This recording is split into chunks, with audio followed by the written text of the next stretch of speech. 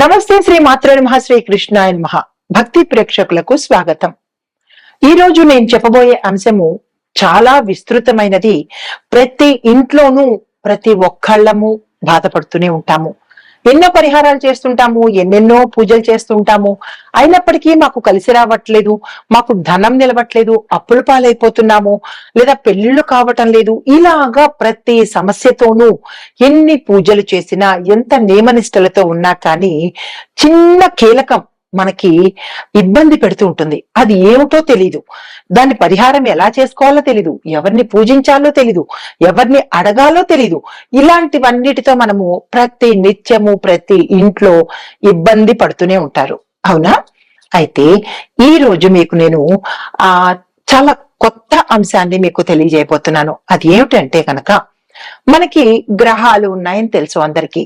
దాంతో పాటు ప్రతి రాశికి కూడా మిత్ర గ్రహాలు, సమగ్రహాలు అంటే సమమైన ఫలితాలు ఇచ్చే గ్రహాలు, శత్రుగ్రహాలు కూడా ఉంటూ ఉంటాయి. అయితే ఏ ఏ రాసుల వాళ్ళకి ఏవి మిత్రగ్రహాలు, ఏవి శత్రుగ్రహాలు, ఏ గ్రహాల వల్ల మన వాస్తుకి, మనం నివసించే ఇంట్లో ఇబ్బంది కలుగుతోంది, ఏ ప్రాంతంలో ఇబ్బంది కలుగుతోంది, ఆ ప్రాంతానికి సంబంధించినటువంటి పరిహారాలు ఏమి చేసుకోవాలి, పూజల, హోమాల, లేదంటే రత్నధారణ, ఇలాగ మనకి తెలియక సతమతమవుతుంటాము. కాబట్టి ఈ రోజుతో మీకు అటువంటి సమస్య నేను ఇవ్వటం లేదు. చాలా వివరంగా ఒక్కొక్క రాశికి సమగ్రహాలు ఏంటి, లేదా అవి ఇచ్చే ఫలితాలు, శత్రుగ్రహాలు ఏంటి, అవి ఇచ్చే ఫలితాలు, మిత్రగ్రహాలు ఏమిటి, అవి ఇచ్చే ఫలితాలు, ప్రతి ఒక్కటి నేను మీకు సవివరంగా తెలియచేస్తాను. కానీ మీరు చేయవలసింది ఏంటి తెలుసా? స్కిప్ చెయ్యకుండా ప్రతిదీ వివరంగా తెలుసుకోండి. తదుపరి రాశి కుంభరాశి. ఈ రాశి వారికి అధిపతి కూడా శని భగవానుడే. కుంభరాశి వాయుతత్వానికి చెందిన రాశి, స్థిర రాశి.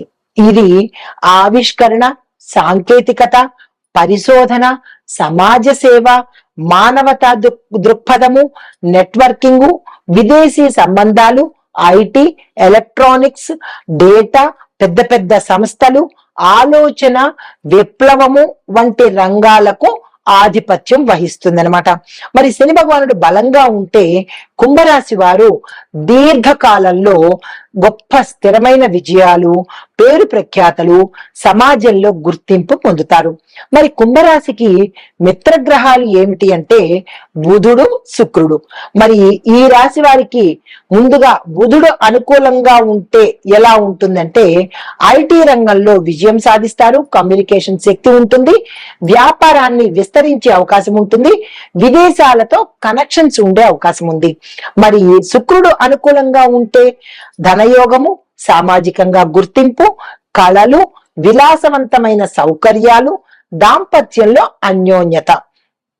మరి సమగ్రహము అంటే మిశ్రమంగా ఉండే గ్రహం ఏది అంటే గురుగ్రహము మిశ్రమంగా ఉంటుంది. మిత్రుడు కాదు, అలానే శత్రువు కాదు. ఈ కుంభరాశి వారికి శత్రుగ్రహాలు ఏవి అంటే రవి, చంద్రుడు. మరి రవి ఇచ్చే ఫలితాలు ఎలా ఉంటాయి? ఈ యొక్క లోహాలు ఏంటంటే రాగి, బంగారము. ఈ రెండిటికి ఈ రాశిలో ఉండేవారు చాలా దూరంగా ఉండాలి. మరి రవి దోషంగా ఉన్నప్పుడు ఎటువంటి సమస్యలు వస్తాయి ఇంట్లో? తూర్పు దిశ మూసుకుపోవడము, సూర్యకాంతి లేకపోవడము, అధిక అంధకారమైనటువంటి వాతావరణము, ఇవి ఎక్కువగా ఉండే అవకాశం ఉంటుంది. చాలా జాగ్రత్తగా చూసుకోండి.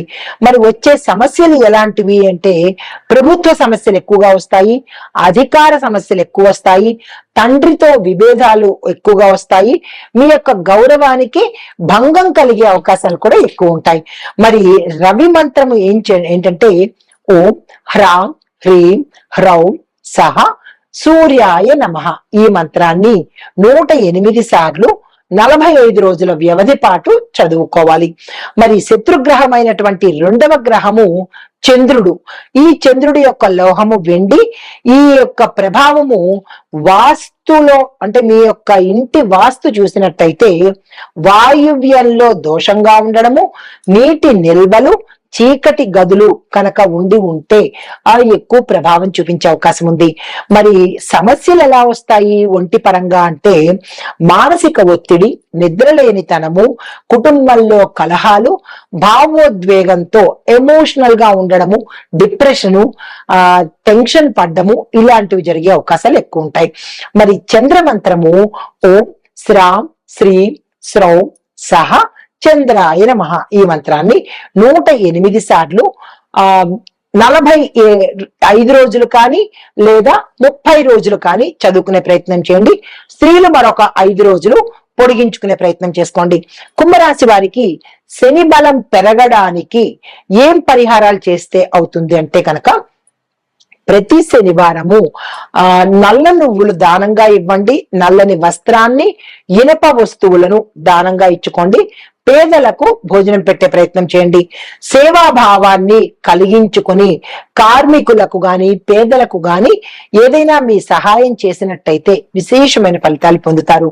మరి శని భగవానుడి యొక్క మంత్రము ఓం ప్రాం ప్రీం ప్రౌం సహ శనేశ్వరాయ నమః ఈ మంత్రాన్ని 108 సార్లు 48 రోజుల వ్యవధి పాటు చదువుకోవాలి. మరి రాహు ప్రభావము కుంభరాశి వారి మీద చాలా విశేషంగా ఉంటుంది.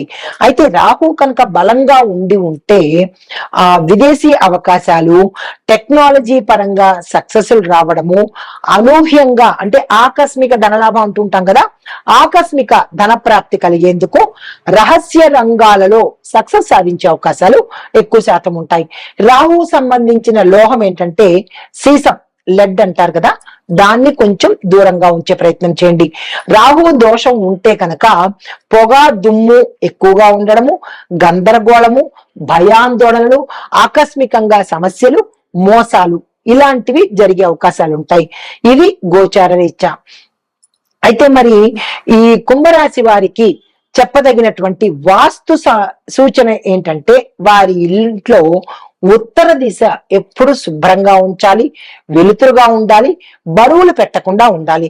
ఎలక్ట్రానిక్ వస్తువులు, సరిగ్గా పనిచేయని వస్తువులు ఏవైనా సరే విసిరి పారేయాలి తప్ప ఇంట్లో పెట్టుకునే ప్రయత్నం చేయకూడదు. పాత వైర్లు, పగిలిపోయిన పరికరాలు ఇలాంటివి కూడా తొలగించే ప్రయత్నం చేసుకోండి.